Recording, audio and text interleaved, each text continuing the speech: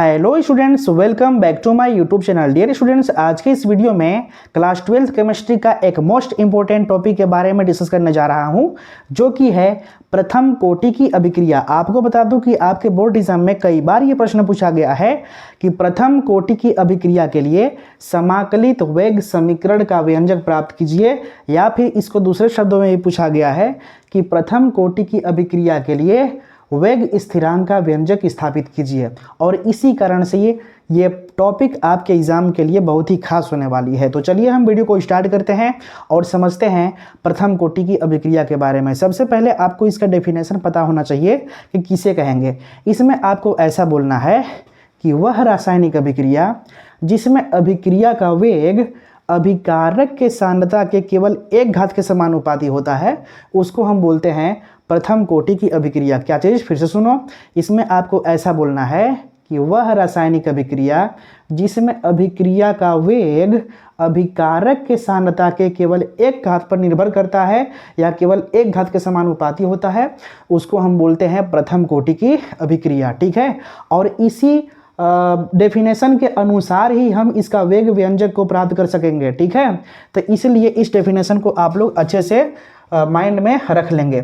इसमें ध्यान देंगे, जो बात मैंने बोला है वही चीज़ यहाँ पे लिखा गया है कि वह रासायनिक अभिक्रिया जिसमें अभिक्रिया का जो वेग होता है ना, वो अभिकारक के सांद्रता के एक घात के समानुपाती होता है, उसको हम बोलते हैं प्रथम कोटि की अभिक्रिया। ठीक है, तो हम इसको स्थापित कैसे करेंगे? तो एक हेडिंग हम यहाँ पे लिखेंगे, वेग स्थिरांक का व्यंजक की प्राप्ति। आप ऐसा लिखिए, वेग स्थिरांक की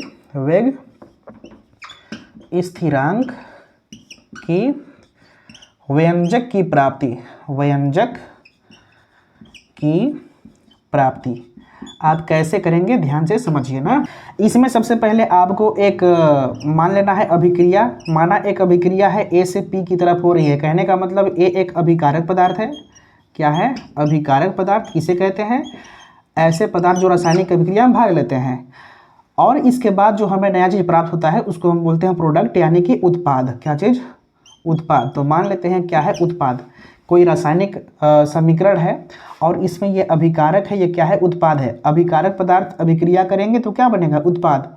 तो मान लेते हैं कि प्रारंभ में यानी शुरुआत में हम इसकी जो सांद्रता लिए हैं, सांद्रता किसका? अभिकारक का, मान लेते हैं कि A मोल प्रति लीटर है। कितना? A मोल प्रति लीटर। तो इसका मतलब यह है कि उत्पाद अभी तो नहीं बना। कहने का मतलब यह है कि अभी शुरुआत में केवल इतना लिए हैं, अभी रिएक्शन हम नहीं कराए हैं। यानी कि जब t कितना हो 0, समय कितना हो 0, अभी अभिक्रिया शुरुआत नहीं हुआ है, अभिक्रिया शुरू नहीं हुआ है। तो उस कंडीशन में प्रारंभिक सांद्रता मान लेते हैं कि A मोल प्रति लीटर है, तो इस कंडीशन में अभी उत्पाद नहीं बना है। अब t समय बाद इसका अंतिम सांद्रता क्या हो जाएगा? तो मान लेते हैं कि उत्पाद बन गया है x। कितना? x। इतना उत्पाद बन गया है। तो अब कितना बचा है ये अभिकारक पदार्थ? तो जब इसमें से इतना बन चुका है तो अब कितना बचा शेष? तो a में से इतना घटा दो, तो a माइनस x मोल प्रति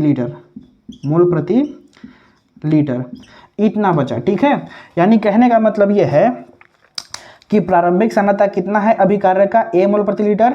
इस समय उत्पाद इसका नहीं बना है, लेकिन t समय बाद इसमें उत्पाद x बना है। तो कितना बचा टोटल? तो a माइनस एक्स, क्योंकि a में से इसको घटा देंगे जितना बना है। ठीक है, अगर आप इतनी बातें समझ चुके हैं तो अब आइए डेफिनेशन पर, तब प्रूव होगा। ठीक है, इसमें लिखा है कि वह रासायनिक अभिक्रिया जिसमें अभिक्रिया के वेग को हम दिखाते हैं dx/dt से। तो अभिक्रिया का जो वेग होगा अभिकारक के सांद्रता के एक घात के समानुपाती होता है। तो अभिकारक कौन है भाई? तो ये है। तो अभिकारक A है, तो यहाँ पे हम A लिखेंगे। अब इसकी सांद्रता, अभिकारक की सांद्रता का मतलब, तो अभिकारक A है। जब भी सांद्रता का बात किया जाएगा तो इसके ऊपर एक बड़ा ब्रैकेट लगाना पड़ेगा आपको। तो अगर बड़ा ब्रैकेट लगा देंगे तो इसका मतलब कि अभिकारक A की सांद्रता के बारे में बात कर रहे हैं। अगर आप ब्रैकेट नहीं लगाएंगे तो इसका मतलब केवल आप अभिकारक यहाँ पे लिखे हुए हैं, अभिकारक की सांद्रता को नहीं लिखे हुए हैं। तो जैसे ही आप ब्रैकेट लगाएंगे इसका मतलब कि इसका आप सांद्रता के बारे में बात कर रहे हैं। तो इसमें क्या लिखा है कि अभिक्रिया का जो वेग होगा dx/dt, ये अभिकारक की सांद्रता के एक घात के, कितना, एक घात के समानुपाती होता है। इसका मतलब यहाँ पे समानुपाती का चिन्ह लगा देंगे इस प्रकार से, ठीक है। तो इस कंडीशन में क्या होगा, ध्यान देंगे, इसी से डेफिनेशन ये बना है। कैसे बना है कि वह रासायनिक अभिक्रिया जिसमें अभिक्रिया का जो वेग होगा dx/dt, ये अभिकारक के सांद्रता के एक घात के समानुपाती होता है, ठीक है। अब यहाँ से हम स्थापित करते हैं वेग व्यंजक का सूत्र। उसके लिए हम क्या करेंगे, लिखेंगे dx/dt। अब यहाँ पे समानुपाती का चिन्ह हटाएंगे तो बराबर का चिन्ह लगाएंगे और इसके बदले में एक कांस्टेंट के आता है, ठीक है। अब इसकी वैल्यू रखो, जो ए की सांद्रता है, जो अंतिम सांद्रता होता है ना, उसको लिखते हैं टी समय बाद वाला। तो ये कितना है, a माइनस एक्स मोल प्रति लीटर ना। तो इस यहाँ पे इसकी मान रखेंगे इस प्रकार से, a माइनस एक्स, और घात में कितना है, एक है। घात में एक है तो इसका मतलब कि उतना ही होगा ना। अगर 5 घात में एक लिखा है इसका मतलब 5 ही होगा। तो अगर इसके भी घात में अगर एक है तो इसका मतलब ये भी उतना ही होगा, ठीक है। अब हम क्या करते हैं कि x वाले पद को एक साइड कर लेते हैं। कैसे करेंगे, तो यहाँ पे गुणा में है कि नहीं, a माइनस एक्स क्या है, गुणा में है, इधर लाएंगे तो भाग में। तो इसको हम ऐसा लिखेंगे, 1/, ये वाला a माइनस एक्स इंटू यहाँ पे जो dx है यहाँ पे लिख दो। अब जो dt है या भाग में है, इसको उधर भेज दो तो गुणा में हो जाएगा। तो बराबर का चिन्ह यहाँ पे लगाएंगे, ओके, पहले से यहाँ है, और dt जो है यहाँ पे भाग में है, उधर जगह था गुणा में, यानी कि हो जाएगा dt। कहने का अर्थ ये है, इसको लाए हैं इस साइड और इसको लाए हैं उस साइड, ठीक है। ध्यान से एक बार देख लेना, ठीक है। थोड़ा सा हम आगे बढ़ते हैं। जब आगे बढ़ेंगे तो क्या होगा समझो, यहाँ पे हम करेंगे क्या कि दोनों पक्षों का करेंगे समाकलन। क्या करेंगे, समाकलन। अब यहाँ पे लिखेंगे दोनों पक्षों का समाकलन करने पर, दोनों पक्षों का समाकलन करने पर, क्या करने पर, समाकलन करने पर, ठीक है। तो ध्यान देना, यहाँ पे हम कुछ ऐसे लिखेंगे, समाकलन का चिन्ह, इसके बाद 1/, a minus x into dx, ठीक है। इसके बाद है बराबर, यहाँ पे जो k है ना, k एक कांस्टेंट है, इसलिए हम समाकलन से बाहर रखेंगे, क्योंकि कांस्टेंट का समाकलन नहीं की जाती है। और जो dt है ऐसे ही हम लिख देंगे ना। अब यहाँ पे क्या होगा कि 1/, a माइनस एक्स का हम समाकलन करेंगे। एक फार्मूला होता है, क्या चीज़ फार्मूला, कि समाकलन में 1/, a माइनस एक्स का सूत्र होता है, क्या चीज़, ऐसे, अगर ऐसा रहेगा a माइनस एक्स तो इसका होता है माइनस log बेस e और a माइनस एक्स, ये इसका होता है फार्मूला, वही हमको लिखना है ना। तो यानी कि जैसे ही इसका समाकलन होगा ना, तो उस कंडीशन में हम ये लिख सकते हैं। कैसे लिखेंगे, इसमें आप ऐसा लिखिए, इसका केवल होता है माइनस log बेस e, और ये वाला जो है a माइनस एक्स यहाँ पे लिख देंगे, ठीक है। ये माइनस क्यों आया, शुरुआत में देखो ये माइनस नहीं होना चाहिए था। अगर ये प्लस होता है ना, प्लस अगर होता तो इस कंडीशन में केवल लिखते हैं हम log base e a plus x, लेकिन यहाँ माइनस एक्स है तो यहाँ पे लिख दिए।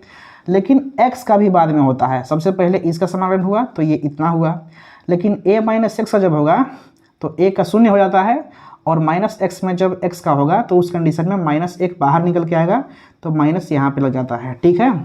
अब बराबर का चिन्ह लगाएंगे, फिर यहाँ पे k, और यहाँ पे कोई भी संख्या नहीं है तो 1 मानेंगे। जब 1 का हम करेंगे समाकलन t के सापेक्ष, तो इसको हम लिखेंगे k इंटू टी। जब भी समाकलन होता है तो उस कंडीशन में एक समाकलन नियतांक आता है जिसको हम c से दिखाते हैं, इसको हम इक्वेशन नंबर 1 मान लेंगे। क्या मानेंगे, इक्वेशन नंबर 1, ठीक है। अब हम क्या करते हैं, अगर हमारे पास, सुनिएगा, यदि हमारे पास t का मान 0 हो, t मतलब समय, अगर हमारे पास t क्या है, 0 है ना, तो x जो है, x यानी उत्पाद अभी नहीं बना है। अगर t का मान 0 है तो उत्पाद कुछ बना है, x नहीं बना है ना। तो अगर t 0 होगा तो x भी क्या होगा, 0 होगा। तो उस कंडीशन में यहाँ पे जहाँ जहाँ t है वहाँ पे 0 रखो, और जहाँ जहाँ x है वहाँ पे 0 रखो। तो क्या होगा, यहाँ पे हो जाएगा माइनस का log बेस e, और यहाँ पे क्या होगा, a माइनस एक्स की वैल्यू 0, इस प्रकार से। फिर इक्वल टू इसको मैं मिटा दे रहा हूँ, इसको लिखूँगा k इंटू टी, टी की वैल्यू कितना होता है, यहाँ पे 0 है, ठीक है, प्लस में c। अब यहाँ पे हम थोड़ा हल करेंगे तो माइनस लॉग बेस ई, इसको हम क्या लिखेंगे, केवल a में से हम 0 घटाएंगे तो केवल a बचेगा, इक्वल टू k का 0 में गुणा करेंगे तो 0 ही होगा, तो यानी कि c बचा, यानी c का मान कितना आया, माइनस लॉग बेस a। तो इसको हम इक्वेशन नंबर 2 मान लेते हैं।